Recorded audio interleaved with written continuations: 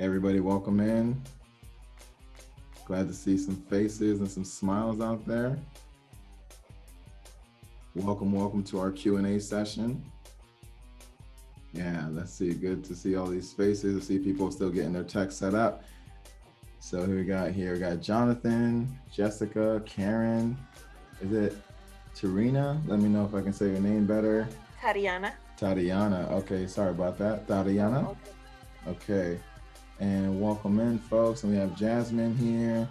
We got Jill, Amber. Welcome in, April. Was it Tashina? Did I say that correctly?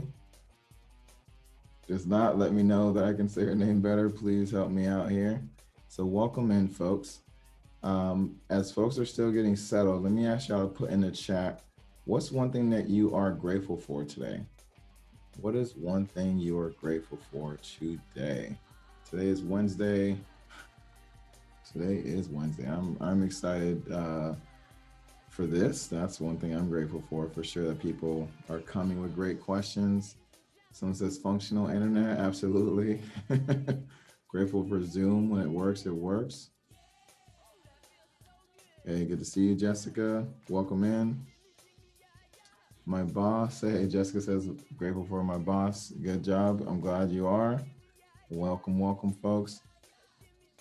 Working home from home on myself is nice. Absolutely. The commute is pretty short. I'll take that. I love it. Online 12-step meetings. Yes, absolutely. Thanks for your commitment. Yeah, I appreciate y'all. Thank you. All right. So,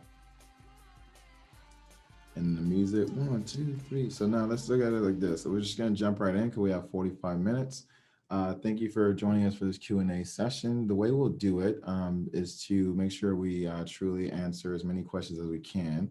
What I'd like for you to do is to put the question you want to ask in the chat, and you might, elaborate on it when we actually bring you up on the microphone. But I want to make sure that everyone's at least clear about what question they're going to ask. So when we bring you up, you can just get straight into your question. I might ask you for a little bit of context, but I would want to make sure we can answer as many questions as possible during this time and do it in a way that feels authentic and helpful. So one of the questions we had this come up a couple of times from the last training, which essentially comes around, how do you measure trust? So how do you measure trust and safety? That's the first question we'll kick off with.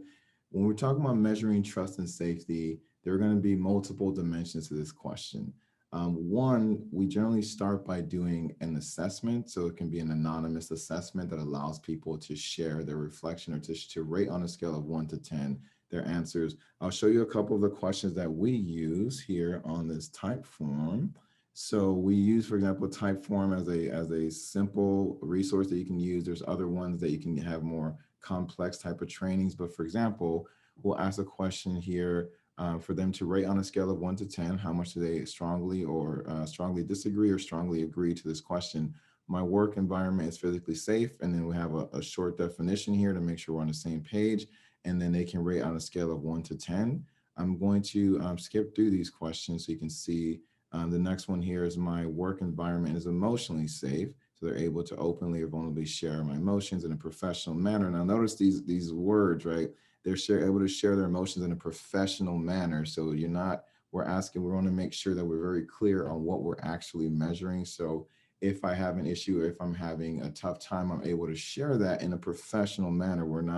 We want to be very clear on, and you might have to define what professional manner means as well within your organization. But we want to be very clear that when we're asking people if they feel comfortable sharing their emotions, we're still at work, right? We're still in the place of business. And what does that look like in a place of business, to make sure that we're clear? Other examples of questions in this nature would be that my work environment is intellectually safe.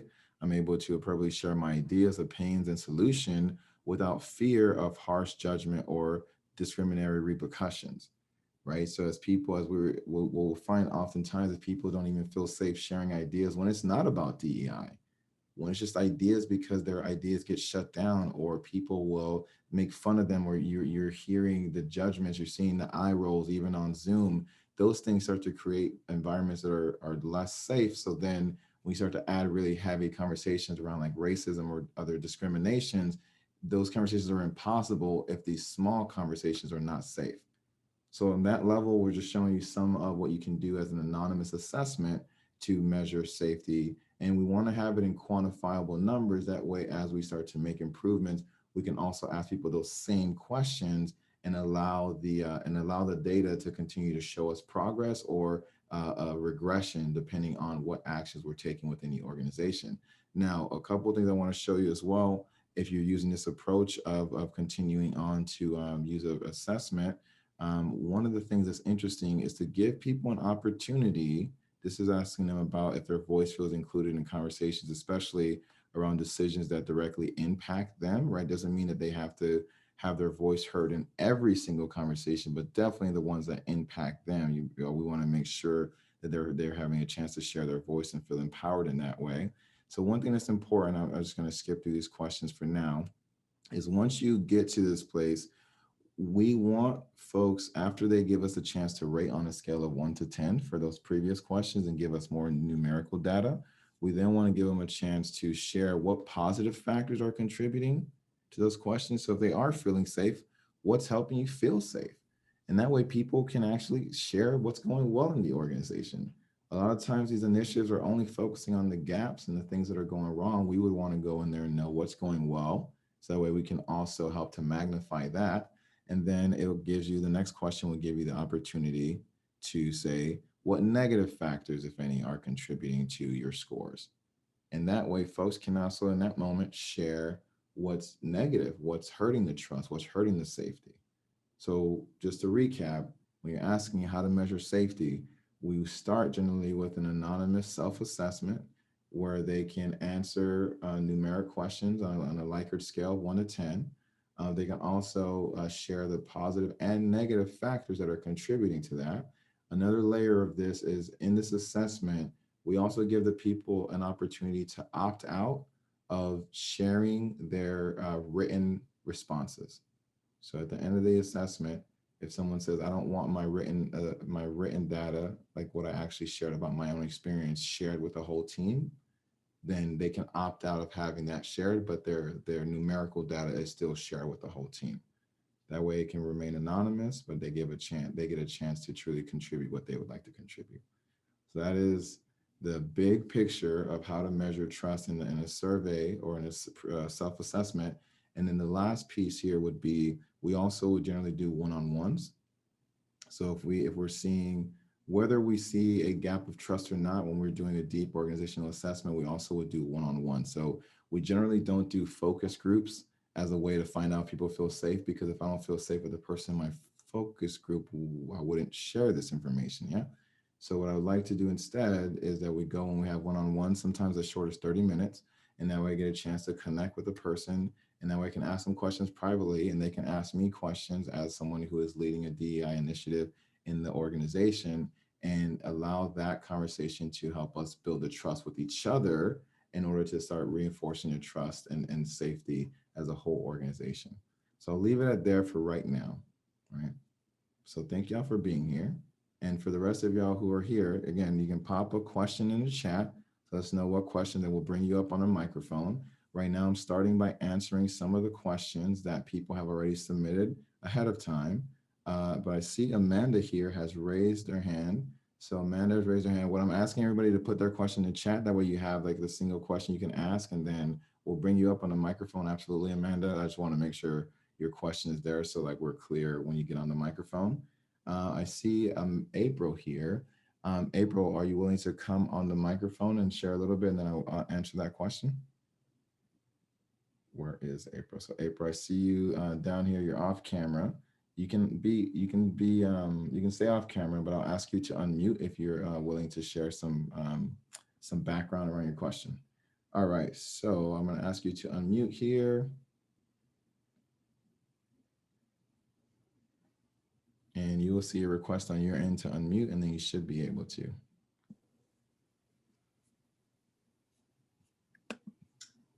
Hello there. Hello. Okay, good to hear you. I have a new iPad and it's very different from my old one. Thank you for doing this. I have so enjoyed these presentations of yours. Absolutely incredible. And your generosity is so inspiring to me. So my question was about the tendency for all of us, even me, as long as I've been doing this work, to overestimate how effectively we're connecting and bridging cultural differences. So I always feel like I'm doing pretty well, but often when you would talk to someone else, especially if they're significantly different from me, they might say, hey, nice lady, but just doesn't get the depth of my cultural differences. So do you run into that? How do you manage it? Absolutely. Thank you for that. Thanks for jumping right in, April. So your question is, how do we manage our cultural differences, and how do we measure how well we're doing? Is that an accurate summary of your question? Yes. So this comes up a lot too. And I was talking to somebody recently, and they were saying whenever they said to somebody, I get it, people would like respond with frustration and anger because like you don't get it. Right. So when we're talking, so one thing I'll offer to you, I'm just getting to mute you here because I see you still hearing in the background. One thing I'll offer to you all is to maybe stop saying, I get it, saying things like, I hear you. Right. Thank you for sharing. I appreciate that you're willing to share that with me. And maybe I don't get it, but I can resonate with you and how frustrating that could be. Right. Like pinpointing the things that you can actually agree with versus saying I get it, because I get it. You like, I think people are in a place where it's saying like you can't understand because I can only tell you one thing, but there's so much that you can't understand. So I'll just ask y'all to shift the language and letting people know that you hear them versus maybe even understand them. So I hear you and thank you for sharing. So I'll say that as one piece because then that allows it to open up to say that I may not get it. Please tell me some more, which is the other phrase I'll offer to you. Like, please tell me some more. Like, help me understand this better. And so if you're talking about managing the gap of cultural competence, are we actually giving space for the people to teach us about their culture if they want to teach us about their culture? There's the idea of being ignorant about someone else's culture is a thing. And I absolutely, it is, I don't think ignorance means racism. I don't think ignorance means that I'm being disrespectful or discriminatory. However, back to the first question, if we're not measuring trust and safety, if people don't feel safe around us asking about someone's culture, boom, it feels like I am being racist or I'm doing a microaggression compared to actually trying to get to know another human being. So when we're looking at this as a two-part thing, April, I would say the first part is going again, like measuring how safe people even feel sharing their thoughts and their feelings. Because if they don't feel safe doing that, anytime we ask questions about their culture or something personal, it might feel like a personal attack. And then if when folks do feel safe enough to have these conversations, especially when they're sharing difficult things, would encourage you to affirm what they're sharing in words that like I hear you and thank you for sharing with me. Like and if you want more clarification, help me understand versus saying things like I get it. And that way I think people, at least in my experience, I found that more people are willing to share. And last thing I'll share on this is um, it's okay for it to be awkward. Like if somebody shares something heavy, you don't have to like justify with your own difficulty and say, "Oh man, there." Somebody was just telling me how if a black person is sharing in their company, a person who's not black will be like, "Yeah, I get it because this, and this." And it's like, ooh, like that. I have never seen that statement go well. I'll tell you that right now. I've never seen it go well to say, okay, I hear your pain. And especially when the pain is dealing with oppression or like a really deep discrimination, to then try to compare it to a different discrimination. That's how we get into the oppression Olympics, where people are like, no, my team is definitely got it worse than yours. Instead, like, I hear you. I'm sorry that has happened. I mean, I appreciate you even sharing that with me. Like, I can't even imagine how hard that is for you. Notice I'm not trying to solve their problem. I'm not trying to be a savior. Depending on our relationship and how this context is being shared, we can go from there, but that's a deeper conversation that we can have another time, April. So thank you for asking that question. I love what you see in the chat. Yeah, permission for it to be awkward. I'd rather it be awkward than tense and frustrating. I'd rather it be awkward because that means that we're like feeling something as human beings. I think our rush to try to solve it or kind of push it away is what creates this tension where people feel like we're not authentically even hearing them. So I prefer awkwardness over antagonism or resentment. Yeah, somebody said, I'll choose discomfort over resentment. Absolutely. And as we start to do that, we actually start to give each other the benefit of our trust. Hey, I trust that April actually cares about me. That's why they're asking, not because they're trying to make me like teach them something, or because they're trying to like appropriate my culture. I know that April actually cares. That's why they're asking. So thank you for that, April. Now you see we're rolling here. All right. I saw another question come in here. Yeah, Brian's so excited. We get this. This is the work that we love to do. So I am grateful that we get a chance to do it. Let's see here. Looking at the other questions. So I see that Jasmine put a question in there. Jasmine, are you willing to jump onto the microphone? Jasmine already Yes. unmuted. Jasmine said I'm ready to go. Okay, go for it, Jasmine. So I attended the last webinar that you all did, and I work in a nonprofit organization, and I am in leadership. And part of the majority of our organization um, consists of volunteers. They don't get paid for what they do. We deal with child abuse victims who have come into foster care, and in doing so, um, in order to advocate for those kids, we have to realize that there are racial disparities. Um, um, I don't know how to explain it, but part of our curriculum is to educate on diversity and equity and things of that nature. But it's like, even with coworkers, how do you start that conversation or try to educate, especially when someone is not open to it, or like you said, you can see like the eye rolling and the body language when you mention something, and especially with volunteers who aren't paid, they could just walk away. So we have to be really careful how we address things, but it's just hard to get that momentum rolling, especially with someone who doesn't believe in systemic racism and things of that nature. Like, they just totally say, hey, I don't know what you people are talking about, this doesn't exist. So Hey, I know that's a lot. yeah, So yeah, he said it's a lot, right? Anybody else feeling sorry. that? I see some head nods. No worries. I hear see some head nods. People like, yeah, that's a solid question. So if I repeat the question back, you're asking, how do we get the conversation started, especially with some people who may not believe in issues like systemic racism? Yes. All right. So I will ask you first, what type of relationship do you already have with the person you're trying to teach? And so something that we teach in our other workshops is around engaging with people that you know and trust, and that Yeah. they know and trust you, right? That there's one layer of that conversation before we go into, like, I barely have this conversation with strangers unless they're coming to a workshop like this. Uh-huh. Uh-huh. I don't just talk to random people about this, because there's so much tension that could actually be dangerous.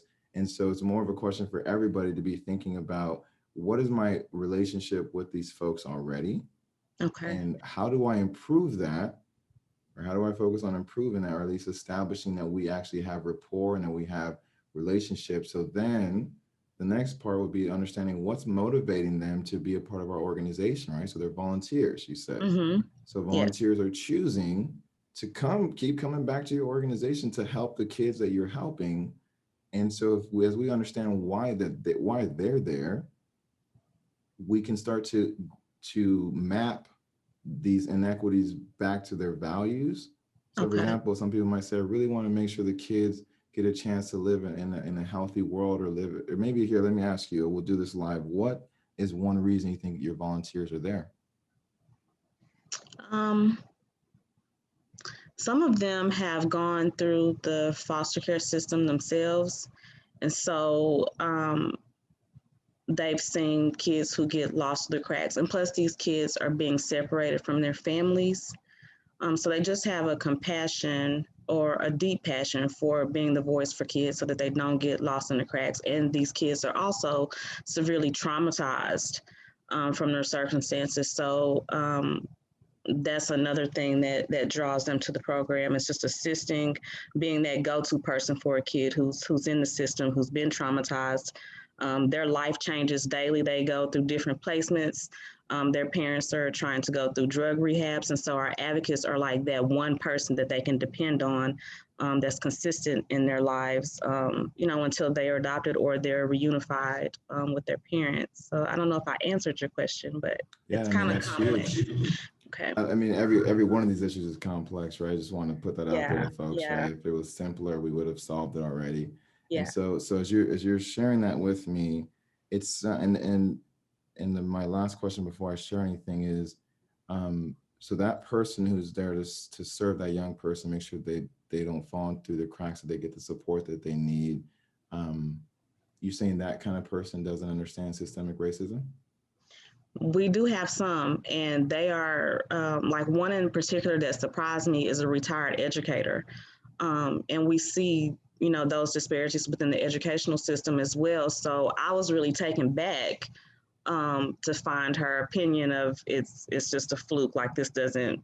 And so I really didn't know where to go with that because she would be the last person I would expect to have those types of feelings about systemic racism or When she's whatever. saying that this is a fluke, can you tell me what the this is? Like, notice people as you're hearing, like when I'm talking, right? I'm talking to Jasmine, but I'm talking to all of y'all, right? So before I start to give a bunch of answers, I'm trying to understand the full situation, right? Yeah. And this is what I'm So going to ask y'all all to do. So Jasmine, when you said this, and they said that this is a fluke. What is the this? yeah. So she made a long social media post about how systemic racism doesn't exist, and if it did, then certain peoples of color would not be able to, graduate from a particular college and buy a home and all of these, ascertain all of these worldly things.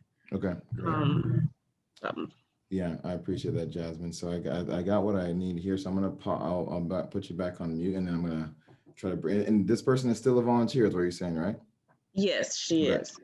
Now, there's a lot in what you just said, right? So I'm just gonna bring this all together for people. We're talking about the question started with how do we engage people in some of these conversations, and have a starting point with them, and then it's kind of expanded to the conversation of all right, sometimes people believe something like systemic racism does not exist, and then how to get those people to understand that it does exist and to have a conversation about it, especially in the conversation in this example, to help to serve the clientele, which in your clientele is youth who are in the foster care system.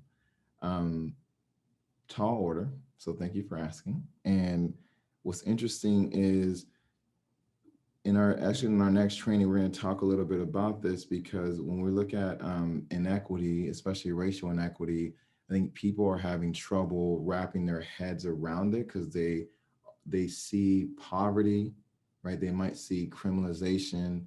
They might see people being held back, but they don't see they don't necessarily see the person in the end, the antagonizers. They don't necessarily see how communities are redlined or how schools are underfunded, right? They don't necessarily see some of that. So people who have experienced it, like, yeah, this is totally a thing. But what she's also pointing out in that example is that there are anomalies or there's cases of people who have been able to succeed. And so with that person, there's multiple layers to this conversation, right? Like we could totally get back and forth on the fight on do you see the water that you're swimming in, right? Like we know like the metaphor of fish. Do we see the water we're swimming in? This person, if they're making a post like that in the middle of this time, I don't know that I would have that conversation with them, right? Because it seems like it's going to be a battle. If they're literally making a post about how systemic racism doesn't exist, it's very interesting to then think about what level of confidence they have in this belief. So I'm just going to start to go like tiers down to find out where we can have this conversation.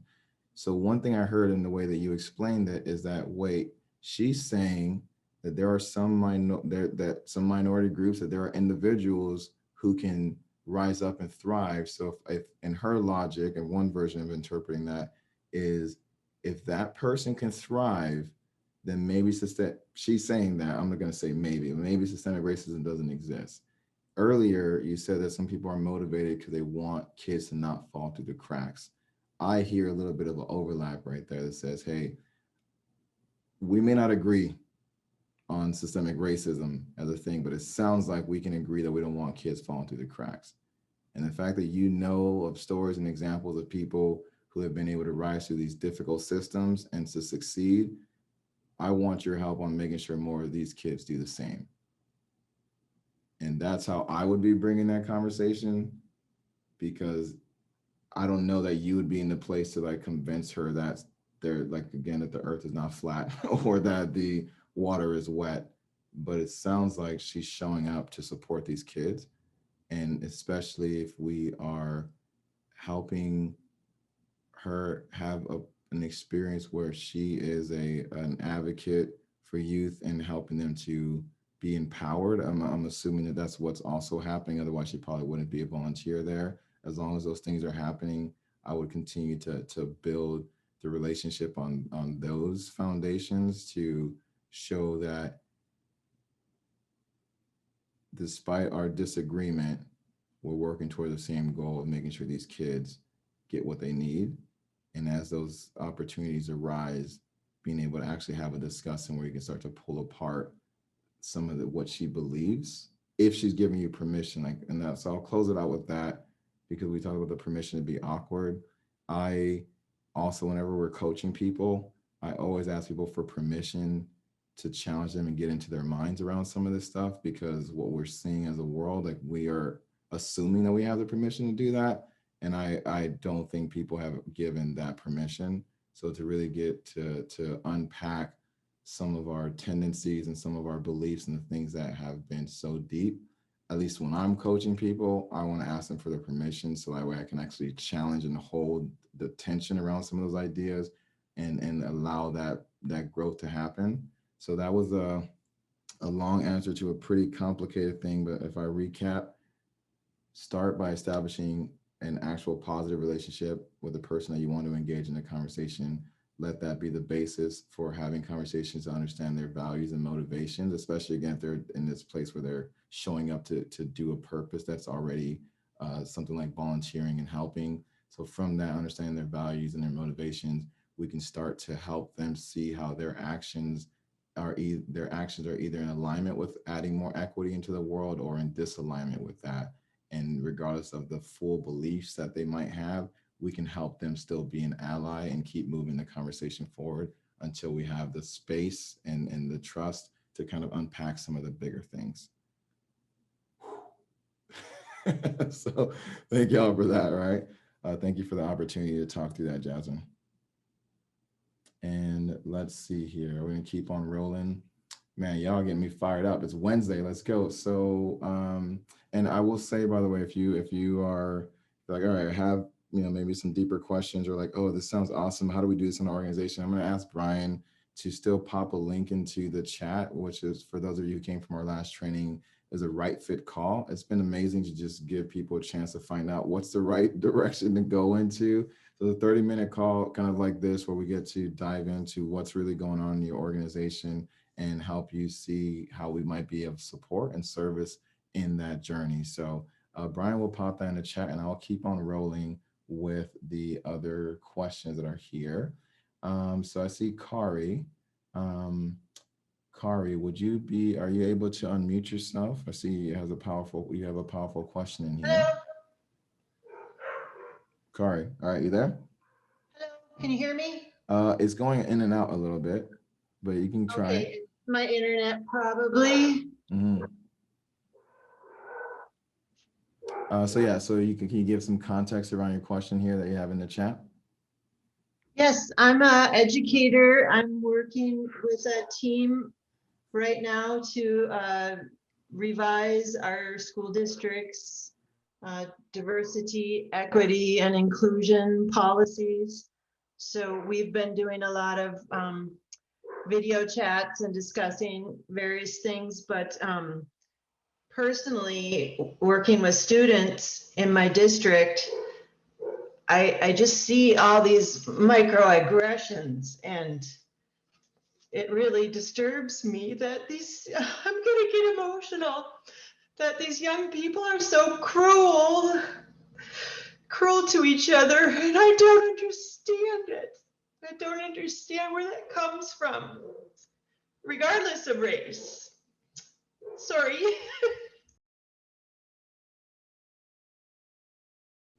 Thank you for sharing authentically and openly. And the question I saw you put in the chat there was, you said specifically, I'll read it out loud here, was, can you speak to the topic of microaggressions Many students consider negative comments part of camaraderie between friends. When did being mean become the way of friendship? Now, I think this is also going to be tied back to that conversation of cultural competence, right? That was asked earlier. This one is a very difficult one because we, as the observer, may be adding our own judgments of what the other person is experiencing, right? So there's a level of bullying, right? So we can see that there's bullying that will happen, and generally someone's getting hurt. I think in those instances when we see that the victim is saying, "Yeah, that was a terrible experience," like then boom, we can act on that because the person, the recipient, is acknowledging that that was a painful thing or a difficult thing, or that it was not like camaraderie, it was not friendship, it was an attack, right? So we're going to separate that level from this, right? So because microaggressions are, I mean, there's literally like lots of different layers. So we'll take like straight up attacks and we'll put it over here for now. Because the other part you talked about is when did being mean become a pathway to friendship? And the reason I want to separate those two things is because if these kids are feeling they're on a pathway to friendship, there's a different conversation there. And I would want to make sure that we as the adults, or we as the observer, because right now you're talking about youth, or an adult, an educator looking at youth, but sometimes we see this in just different cultures and how people, like, I don't like sarcasm. I don't really get down with that. I don't like people like cussing in my direction. Like, you can cuss around me, but don't cuss at me or things like those things. I don't really get down with, but I'm in communities where that's how people operate. And I watch this and say, okay, that's not how I communicate, but they seem like best of friends. And this is them calling each other names or using the words that I don't use. I'm not going to repeat them on this microphone here. So it's interesting for me to observe that and make sure I proceed with caution, because I got to understand, what am I asking them? Am I asking them to conform to how I communicate? Or am I asking them how their communication between each other makes them feel? Like that, how is that helping them feel a sense of belonging or a sense of friendship? Now, the fact that your question said, when did becoming mean become a pathway to friendship? If they see that this is how we are as friends, I mean, and I will acknowledge it's how I was with my friends growing up. Man, we would rag on each other all the time. I just think about some of the jokes we said to each other, stuff that I'm like, what the heck was I talking about? But as a kid, as a teenager, there was no way you as an adult were going to tell me to not do this, because that was just me and my friends. And as an adult, you're coming out of nowhere telling me how to talk and how to operate with my friends. Like, again, I'm not telling you that I agree with their language. I'm just telling you what's real. That if we as outside observers are coming into essentially a subculture, for this example, it's kids, you and working in your leadership role, your subculture might be this group of employees, it might be a group of managers. So they have their own little subculture here. And when we're coming in, and we have to be very careful of what we are, kind of like they say, which battles we're going to pick. Earlier, we talked about when measuring trust and safety, that the word like in a professional manner came up. Like, hey, when you're in this building, you're going to speak in a professional manner. When we're on these Zoom calls, you're going to speak in a professional manner. We do have rules for education spaces of kids. Hey, you cannot say certain language. You have to speak in a professional or in a educational manner. That's kind of where we can enforce some of that.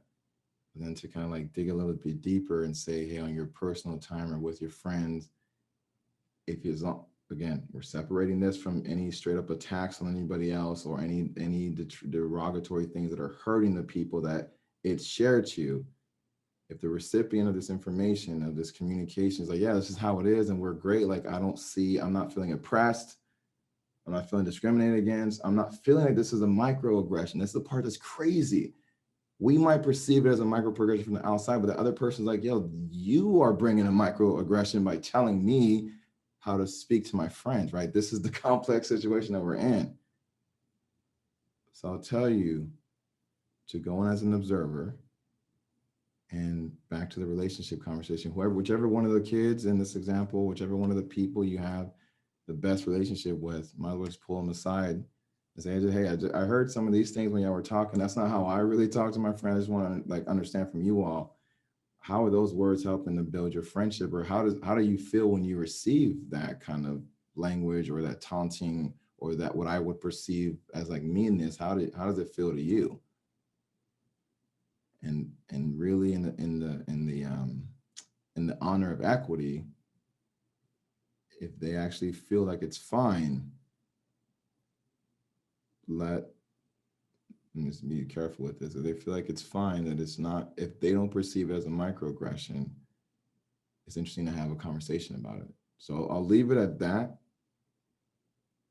to say really honor these other cultures in context of, we're going to establish a professional community, or in this one, an educational community. And then when there's a straight up blatant act of harm that is, again, totally different than everything else we were talking about, we have more room to correct that and to actually prevent that, if we can separate those things, if we kind of separate the tiers of little microaggressions, if we separate those out, we actually can focus our attention on the things that are really hurtful and harmful, and then help people go kind of call them up and call them in and call them up to better and better communication, assuming that we have that type of relationship and that type of influence in their lives. So I appreciate you for sharing. That's really, I mean, I come from the education space, and I very much understand that this is a very difficult, and it's showing up in adults more and more. And it's just important that we make sure that as we go towards helping people, that we actually honor who we're helping, and that we don't necessarily force them into the boxes that we live in, because then that becomes its own level of aggression in a way. All right. Let's see here. I'm just seeing people in response to some of these things. Yeah, I guess it's public versus private behavior. Yes, thank you. Okay, so just like some affirmations. Yeah, thank you for that question, Kari, and for that perspective. So we have time for maybe 2 more questions. I mean, it's funny, like trying to answer these questions in a short amount of time. So we'll make the next ones longer, I guess. So those of you who are here, this is a chance to ask a question that is burning on your mind. What do you got? Before I go back to the ones that were already submitted, what else do you have? Especially one of you who's on camera, you're here, so we can see that you're here.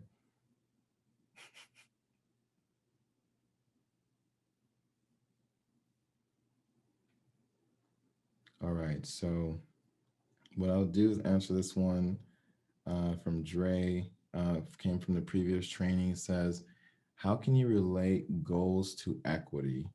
And basically, I mean, another version of this is, how do we set equitable goals? And it's funny, we were doing the same thing in our own organization, where I have like ambitious goals, right? So Brian's laughing. I mean, I have ambitious goals, and it is about, I really want to, we're on a mission right now to impact, to help empower over 5 million business leaders to advance equity in their organizations by 2030. Like, that is a massive goal for us.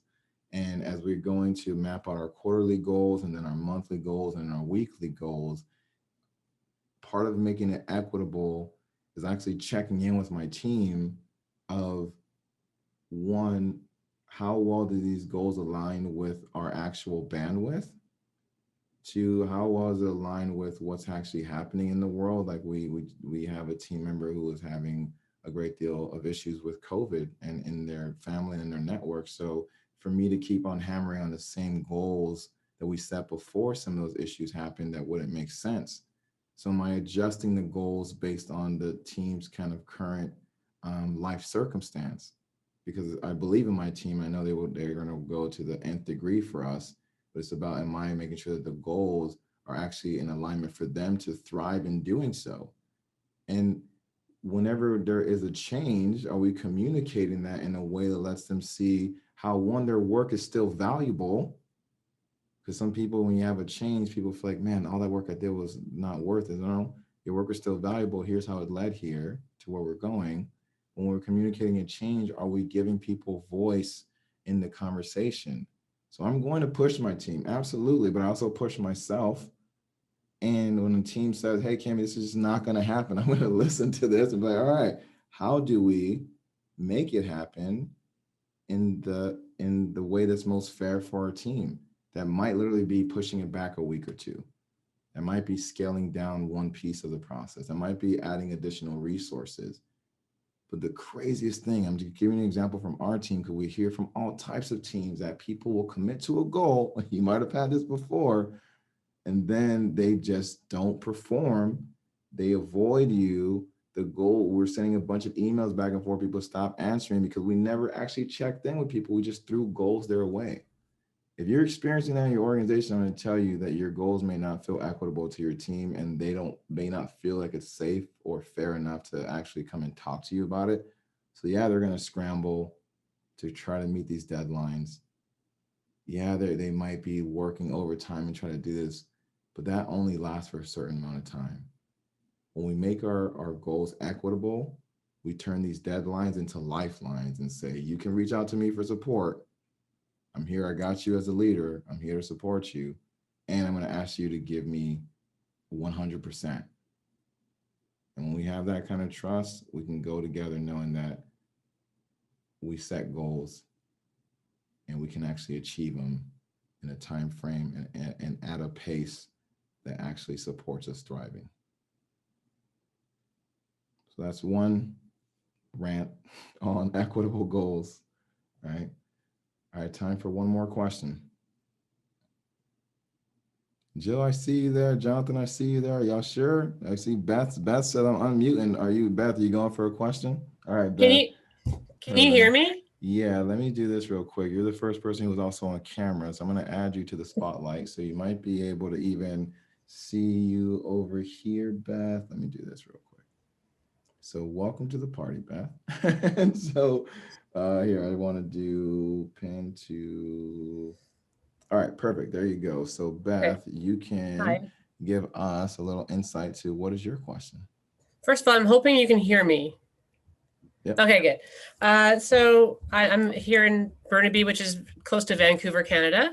And I'm a district vice principal of anti-racism, equity, diversity, and inclusion. I understand that the role that I finally got to apply for and take advantage of, it was in reaction to what happened in May and the tragedies that happened in May and June. But I'm going to take full advantage of this opportunity to do the good work. Good job. But I'm finding a bit of a challenge with hypercritical advocates, right? So I was wondering if you have any advice. So when you're doing this work and you're putting your heart and soul into it, and people seem to come up, everyone wants to be expert. That's what I feel like and they're offended that you're maybe almost offended that you're doing this work. Because they feel they should be doing the work, or that they could do it better, or I don't know. But the challenge has been, and it's starting to make me a little bit fearful, a little bit anxious, and I don't want to be. I want to be fearless. I want to be courageous, because I'm starting to get a little bit hypersensitive myself to who am I going to trigger, right? Who am I? I mean, I said on a slide in a presentation last week, lived experience trumps opinion, and I triggered someone in Canada because I used the word Trump. But I don't want to have that kind of stuff stop me, right? So how do you handle that sometimes often racialized folks who are skeptical, perhaps maybe suspicious of the work, or have been doing the work? Hey, that's a big question. All right, Beth said we got time for one more question. I'm just going to drop it on you. So thank you, Beth. So I'm laughing because it is also my experience, and I will tell you. And this is part of. So I want to appreciate you sharing, and this is part of, for me, why we do the work in the way that we do it. So that to summarize your question is, how do we operate in this space with people who are hypercritical, and also in a place that is easy to trigger or easy to make things worse, right? That's how the question goes. And there was many years where I stayed out of the conversation because of that. Like, even though my skin color right now give me more permission to have this conversation, but I still will get judged by people saying, Kimmy, this is a soft approach, or um, you're asking us to make it easier for those who have been oppressed, or for those who have been the oppressors to learn and to make it feel better. And one, I would tell you, grab your deep why, like hold on to that, like figure out your why and why you're doing this, right? So for me, seeing the murder of George Floyd, I realized I had stayed out of the conversation, and I was so mad at myself. I was like, man, like I'm a black man, why am I not doing this? And I could hear all the reasons of why I wasn't. I was like, man, screw those people. It doesn't, like, if I can't help to bring more justice in the world because I'm afraid of someone judging me, that feels so frustrating to me. And I think about, regardless of who you believe in, I think about something Obama said, and he was talking about when he first got into politics and like reflecting on folks like Martin Luther King. And he said, those folks were dealing with like bricks being thrown at them and baseball bats coming and being sprayed on with water hose. Like, no one's doing that to me, so I can deal with some criticism. And I heard that, I was like, damn it, you're right. Like, that, at least for me, was like, okay, there have been people who literally died for my right to be able to speak up about the things that I feel passionate about. And I'm doing this from a place of truly wanting to give people the ability to live safely and thrive in the world. I know my approach is not for everyone. I also know that my approach is something that is helping me because I used to be someone who was an oppressor. So I come from a different place of empathy and a different place of wanting to have effective communication. So sometimes I make the time to communicate that to people. Sometimes I don't, because I'm like, if you don't agree with me, that's fine. There's more paths to this process. So one, I would say, like, grab that deep why. Everybody's listening. Grab your deep why, because you need it. This work is freaking hard. You better have something that motivates you to do the work. And on the other side for me, the other side of the work, the reason we celebrate and we laugh often and we start with gratitude is because I also want to know, what am I working towards? I posted a picture recently of my nieces and nephews. I have 9 siblings. My little nieces and nephews, they got like 15 of them. I'm like, I want the world to be better for them right now. Those are the things that get me. So when I get to have the powerful moments with them, I'm like, all right, man, I'm doing it. We're doing it. So say that for one. Is to grab your own deep why, hold on to it tight, reconnect to your purpose on a regular. And then the other piece, there are vocal people for many reasons. And I think it goes back to the motivation question we're asking, like, what are they actually wanting? Like, so oftentimes when we're talking to our coaching clients, we talk about moving away from shame, blame, or excuses, right? Oftentimes we would shame, blame, or make excuses for something when we think there's a better way of doing it, right? So if they're going to blame you, for example, or shame you, they're kind of thinking like, oh, I could do it better. What are you wanting to see done differently? Like, I'm the one in this position right now. What are you wanting to see done differently? And do you want to be a part of helping me make that happen? Like, at least for me, I know I don't necessarily need to be in charge. I don't care that it comes to me. I want the change to happen. Right. So some people getting a chance to be empowered and be the front runner, fantastic, man. I'll make space in my workshop for you, no problem. Is that gonna reduce the tension? Damn straight, maybe, because we don't know what they actually want.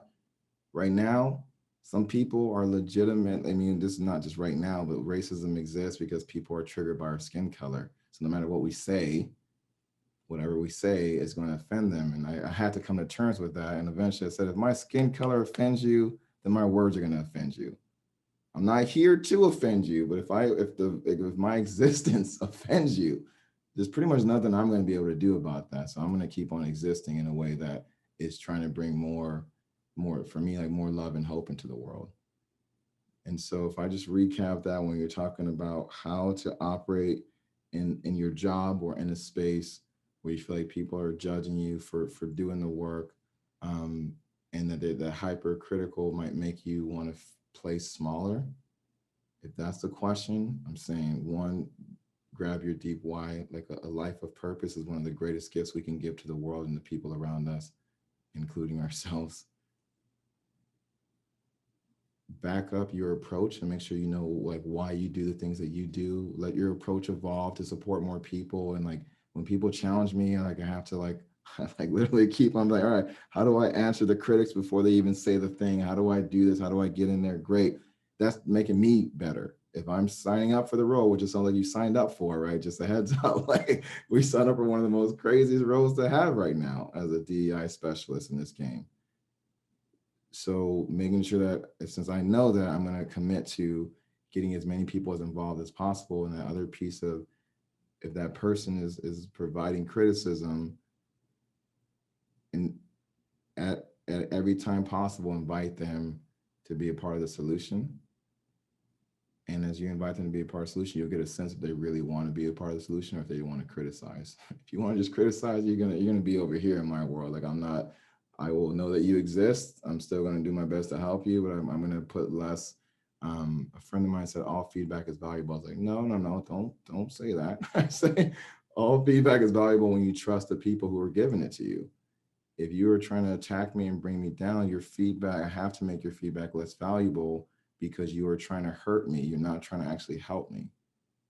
When we get to a place where we actually trust each other, then their feedback becomes more valuable. But they might be looking for you to make a change first before they're willing to change. And so that's why that deep why means that we gotta swallow our pride sometimes and make more space, make more room for those who feel like they want to contribute, to give them the space to say like, even though this is my job, my job is to make the situation better. And if I can amplify your voice in that, and that would help you feel like you have more agency, I'm happy to do that as long as you're willing to actually work with me and stop criticizing me so we can make this better together.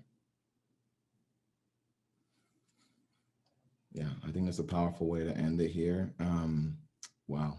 I mean, you get me fired up because this I have faced this before. I'm just telling you, it doesn't matter like your skin color, your gender. It's like people will tell you that you may or may not be the one to be in front of the room talking about the thing. And it's like, that's fine. I'm just here to be an ally. Are you gonna let me help? Basically, that's what it comes down to. And if not, then I might need to help somewhere else. And that's a real thing. Like that's that's where we start to. So yeah, thank you for that. There's so much more I can say, but I actually do want to close out. I will share really quick for those of you, some of you already know this, but we're doing this free training next week, which is on the 3rd. So it's going to be about accelerating racial equity. This kind of goes to your this last question too, that we want to help to create a culture of equity in an organization. Because this is kind of weaving in a lot of the questions that were already heard. If we just focus on race, for example, there's people who are like maybe not black or brown skin color who said, hey, what about me? And they like, I live in Miami, so it might be a different group who, it feels oppressed. Hey, what about our group? How come it's just Black Lives That Matter? And like these questions are infuriating. So if those are infuriating to you, that means we are having a misalignment of communication and of values here. So our culture is kind of out of whack, and we're not necessarily creating a culture of equity that rises all ships. People are seeing that it's one or the other. And I'm saying, like, we actually have to create a culture where we can advance equity and say that as we advance it, we actually teach people how they can be a part of the solution, but also how their contributions help in their issues and in issues that don't affect them. So that's a quick snapshot of what we're talking about on next Wednesday. So if you want to dive into that, you're welcome to join us. This is the actual Eventbrite page. You can just jump into there. Brian put the link in the chat. Free event. You're also welcome to invite your team. So that way, as people see this, it gives them more permission to grapple it on their own compared to us, forcing it down their throat. So invitations to me have gone such a long way. So you're welcome to invite your folks into this conversation in a way that's positive and supportive. So do me a favor, as you're heading out this virtual Zoom door, put in the chat one thing that you took away from this time. Let us know. That way we can, continue to hone this and make sure that we provide you with the greatest value. Just type in the chat one thing that you really took away from this time, so that way we know how to continue to support you there. And as you do that, I'm just gonna play a little bit of a music as y'all roll out of here, and just again to say thank you. Say thank you there. I think I'll play Somewhere Over the Rainbow. Just a reminder that we can get to somewhere better. Trusted and safe. Yeah, meet people where they're at, not where you think they should be. Absolutely. Thank y'all. Yeah. Thank you for the words and the kindness in the chat. This is beautiful for us. A great way to spend the hump day is to be providing value to you all. Listening to people who are heard, not trying to come up with a solution while they're sharing. Yep.